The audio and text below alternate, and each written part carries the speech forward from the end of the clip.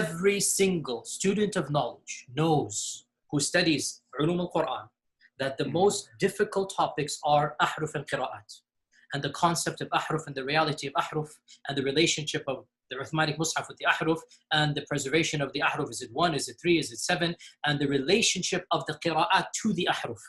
This is a topic that when you're the beginning student of knowledge, you're like, what is all of this going on here? When you go a little bit more, you learn to simply memorize what your teachers say and regurgitate it out. And you don't fully comprehend. When you do a deep dive is when things get very, very awkward and difficult. And this isn't new. This is from the time of the Sahaba. This is not a joke, brothers and sisters. The issue of ahruf and qira'at caused confusion to somebody whom the Prophet ﷺ said, if you want to listen to the Quran directly, listen to Ubay. Ubay is not some even average Sahabi. He is the Qari of the Quran. He is the master. He is who he is. And he goes, فَدَخَلْ فِي نَفْسِي شَكْ. What is all of this stuff? Again, this is you have asked me some very honest questions. It's the first time I'm saying these things. Many people are aware who listen to my lectures that I've mentioned the crises that happened to me at Yale. This was the issue. That the issue of ahruf and preservation and qira'at and relationships between them, these are very, very difficult issues. And the most advanced of our scholars, they're not quite fully certain how to solve all of the unanswered questions in there. Here's the point. These issues should only be discussed amongst people who know what the qira'at are and who understand some of these questions that are being raised. So is what you're saying the shak that came, or not the shak, but the crisis that you had was in relation to this question of the relationship between the ahruf and the qira'at, basically? No. The crisis I had wasn't that. The crisis I had was, well, yeah, wait, that was what generated. But what was the crisis? The crisis was very simple.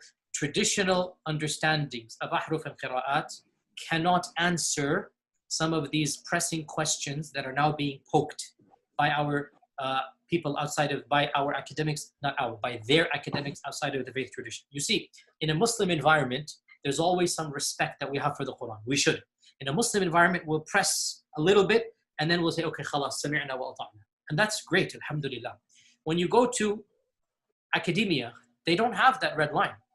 And they're going to just, you know, the famous story of the emperor with no clothes. They're going to just point out, no, that doesn't make any sense. Well, that's not true, and this and that. And they'll bring issues, which I'm not going to mention explicitly, that you know are true because they're in your own books. They're not inventing anything new. They'll bring you riwayat, and they'll bring you athar, and then you add to that very well-known issues of, I don't even want to be explicit. And then you bring on top of that makhtutat, and then. And it's very clear to you and to every single very advanced student and specialist that the standard narrative has holes in it. That's what I'm going to say. The standard narrative does not answer some very pressing questions. These are now well known within the Western Academy, that they're bringing forth issues. Their level of now knowledge is leaps and bounds above what it used to be, 100 years ago. What is happening in the last few years is not me anymore.